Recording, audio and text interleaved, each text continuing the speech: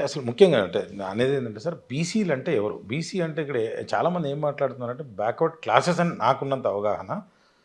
కానీ ఏమంటే backward caste అని మొదలుపెట్టారు. అంటే అంటే అది అర్థం సమాజంలో కానటువంటి అంశం అది. రాజ్యాంగంలో దళితులు ఆదివాసీలకేమో కులాలు, ఎందుకంటే కులం వల్ల అస్పృశ్యత వచ్చింది ఎస్సీ ఎస్టీ కాబట్టి కులాలు ప్రత్యేక రైతులు కల్పించారు, జనాభా ప్రాతిపదికన కల్పించారు పరిమితి కాలమైనా కూడా. మిగతా వర్గాలు ఏమన్నారంటే social and educationally backward. Okay. కాబట్టి రాజ్యాంగం ఏంటంటే సామాజికంగా విద్యాపరంగా వెనుకబడ్డ తరగతులు అన్నారు. అది రాష్ట్రాలకు వదిలేశారు. నిజానికి ఎస్సీ ఎస్టీ అన్నదేమో జాతీయ స్థాయి రాష్ట్రాలకు మొట్టమొదటి నుంచి వర్తించింది.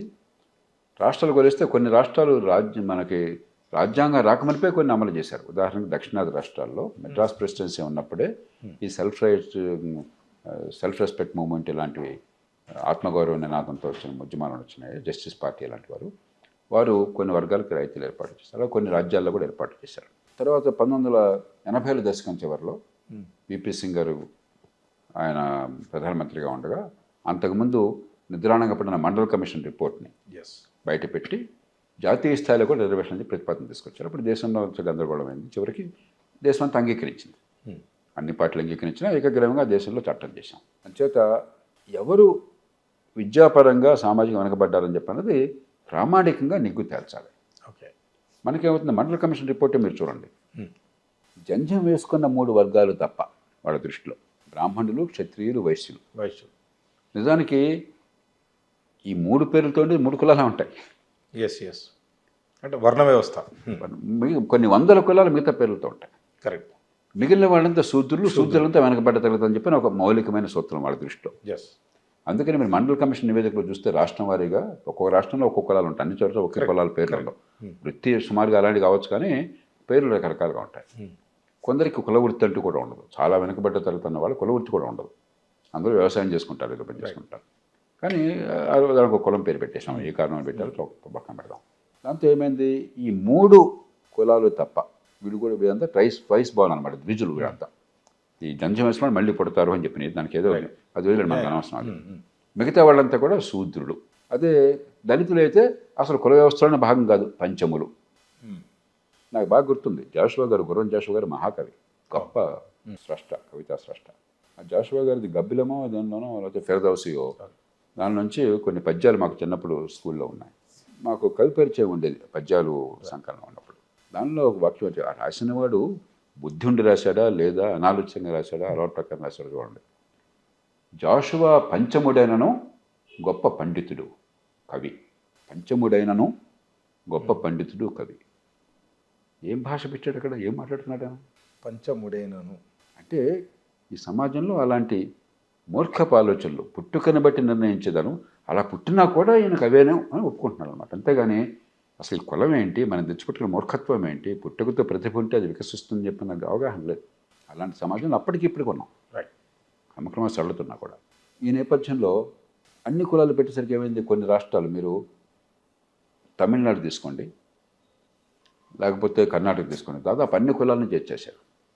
ఈ సోకాళ్ళు అగ్ర కులాలను 2-3 మినహాయిస్తే జనాభా మొత్తం చేర్చి ఇంత రిజర్వేషన్ అన్నారు.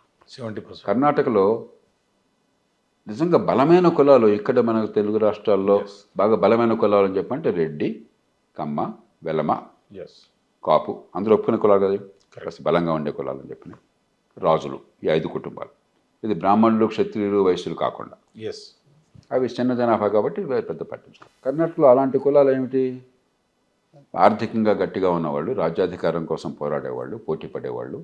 మరి బాగా ఎదుగుతున్న కులాలు ఏమిటి, లింగాయతులు, ఒక్కలిగాలు. వాళ్ళిద్దరూ వెనుకబడ్డ తరగతులు కర్ణాటకలో. అలాగే ఉర్సు కులస్తులు ఉన్నారు. ఉర్సు కులస్తులు మైసూరు మహారాజాలు ఉర్సు కులస్తులు, వారు వెనకబడ్డ తరగతి వారు.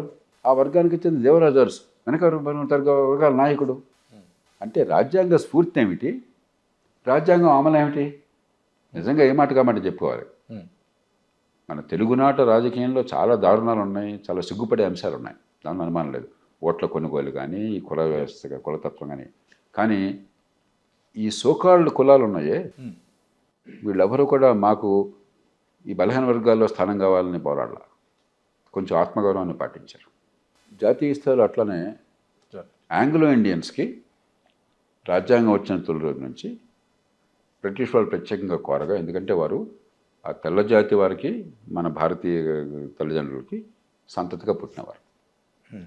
కాబట్టి వాళ్ళకి ప్రత్యేక రాయితీలు ఇవ్వాలని చెప్పని ఒక పార్లమెంట్లో 2 సీట్లు వాళ్ళకి ప్రత్యేకంగా నామినేట్ చేయండి. వారిద్దరికే నామినేషన్ లోక్సభలో ఉన్నది, మిగతా అందరూ ఎన్నుకోవాల్సిందే.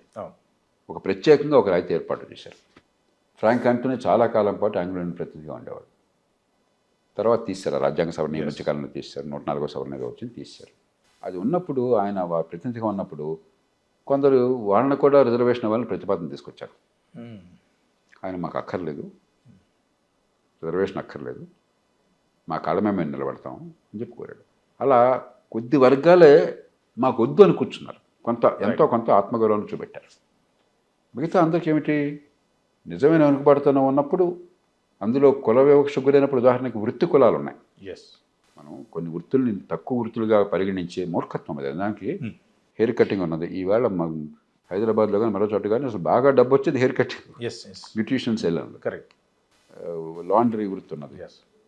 ఇవాళ మహానగరంలో లాండ్రీలు పెడితే బ్రహ్మాండంగా చేస్తారు షాప్స్. కానీ ఇవన్నీ కూడా తక్కువ స్థాయి గల వృత్తులుగా పరిగణించి కుల వృత్తులుగా పరిగణించారు. ఆ కుల వృత్తులకు ఉన్న వాళ్ళు ఖచ్చితంగా కొంత వెనుకబడతానికి గురయ్యారు, వివక్షకు గురనమాట వాస్తవం. సో ఏమైంది సమాజంలో, నిజంగా వెనుకబడతానికి గురైనటువంటి వాళ్ళు కాకుండా ఏదో రకంగా రాజకీయ పరపతితో కనుక నా కులం పేరు నా పేరు పెట్టేస్తే నేను లాభం పొందుతాను, నా పిల్లలు లాభపడతారు.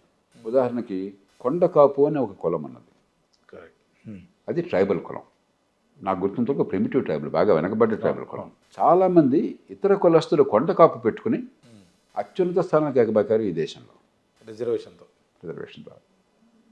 కాబట్టి ఇదేమైందంటే ఇది వెనుకబాటుతనం కాదు ఇక్కడ సమస్య. ఏదో రకంగా దానిలో చేరితే నాకు నా పిల్లలకి ఛాన్స్ ఎక్కువ వస్తుంది. అలాగే ఎలాగో నా వర్గం నిజంగా అర్హత నుండి చేరితే నేను దానిలో పెద్దవాడిని ఏదో కలెక్టర్ని అయితే నా పిల్లలకు రిజర్వేషన్ ఉంటే మిగతా పిల్లలంతా నాశనం అయిపోతారు. నేను పోటీ పడేది ఎవరితో, మా పిల్లలు నా వర్గంలో మిగతా వాళ్ళ పిల్లలతో. కరెక్ట్. కాబట్టి ఈ రిజర్వేషన్ల విషయం ఎంతగా గందరగోళంగా తయారైపోయిందంటే సమాజ ప్రయోజనాలు కాదు ప్రస్తుతం నడుస్తున్నది. నాకు లాభం ఏంటి, నా పిల్లలకు లాభం ఏంటి, దాని కులాన్ని నేను ఓతంగా చేసుకుంటున్నాను. నా కులానికి ప్రతినిధిగా నేను మాట్లాడుతున్నంతకాలం నన్ను కాదనే సాహసం వరకు ఉండదు. జూబ్లీ సెలక్షన్ ఓపెన్గా జరుగుతుంది. నిన్న మనం చూసిన ముఖ్యమంత్రి గారికి కమ్మ సామాజిక వర్గంలో నాయకులంతా మద్దతు పలికారు, వాళ్ళంతా కలిశారు ఆయన్ని. నేను చాలా సిగ్గుపడుతున్నాను. ఈ దేశంలో ఎలక్షన్ వస్తే కమ్మ సామాజిక వర్గం ఏంటి, రెడ్డి సామాజిక వర్గం ఏంటి, కాపు సామాజిక వర్గం ఏంటి, వెలమ సామాజిక వర్గం ఏంటి, సిగ్గుందా మనకేమన్నా? నేను బహిరంగంగా అడుగుతున్నాను. ఎంఐఎం ఓట్లన్నీ కాంగ్రెస్కి, అది కూడా జరుగుతుంది. అంటే సమాజాన్ని ఏదో రకంగా ఓట్ల కోసం విభజించడం వైపు, దీనిలో సమాజ ప్రగతి రాజ్యాంగ స్ఫూర్తి లేదు. మనం నిజాయితీగా మాట్లాడుకున్నాం. ఊరికి పైపైన మనం మోసం చేసుకోవద్దు. ఎవరు నిన్న పుట్ల ఈవేళ స్కూల్లో ఉన్న పిల్లలకు సైతం అర్థమవుతుంది ఎంత వికృతమైన రాజకీయం ఈ దేశంలో ఈ రూపాల్లో జరుగుతుందని చెప్పని. ఆ నేపథ్యంలో నిజమైన సామాజిక న్యాయం అందాలి. నిజంగా వెనుకబడ్డ వాళ్ళకి, వివక్ష గురైన వాళ్ళకి న్యాయం జరగాలి.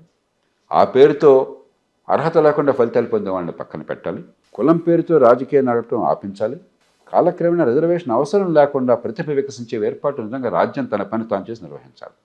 ఈ 4టిని ఏకకాలంలో సాధించాలి. అలా కాకుండా తాత్కాలికంగా రిజర్వేషన్లు కొన్ని వివిధ కారణాలు, నేను చెప్పిన కారణాలుగా పెట్టినప్పుడు అదే శాశ్వత పరిష్కారంగా నటించి రాజ్యం ఈ దేశంలో బిడ్డల ప్రతిభాపాఠవాలు వికసించే ఏర్పాట్లు చేయకుండా మన విద్య ఎంత చండాలంగా ఉంది. గవర్నమెంట్ స్కూల్కి వెళ్తే పిల్లలు ఎంత నాశనం అయిపోతున్నారు. ముఖ్యమంత్రి గారు చెప్పారమన్నా 1,80,000 రూపాయలు ఖర్చు పెడుతున్నాం, పొట్టగోస్తే అక్షముకు రావట్లేదు. నేను మళ్ళీ నిర్బంధంగా చెప్తున్నాను, పొట్టగోస్తే అక్షముకు రావట్లా. 150 మంది పిల్లలకి 18 ఏళ్ల వయసులో గడియారం చేస్తామని చెప్పడం రాదు, గంట నిమిషం చెప్పలేరు. ఎన్ని గంటలు నిద్రపోయావో, రాత్రి 9 గంటలు పడుకున్నావు, 5 గంటలు లేచావు చెప్పండి చెప్పలేకపోతున్నారు. ఏ కులమైతే ఏమండి, వాళ్ళ భవిష్యత్తు ఎలా కాపాడుతావయ్యా నువ్వు? ఏ రిజర్వేషన్ ద్వారా కాపాడుతావు చెప్పు నాకు? ఏ రకంగా వాళ్ళ భవిష్యత్తు తీసిస్తావు చెప్పు నాకు?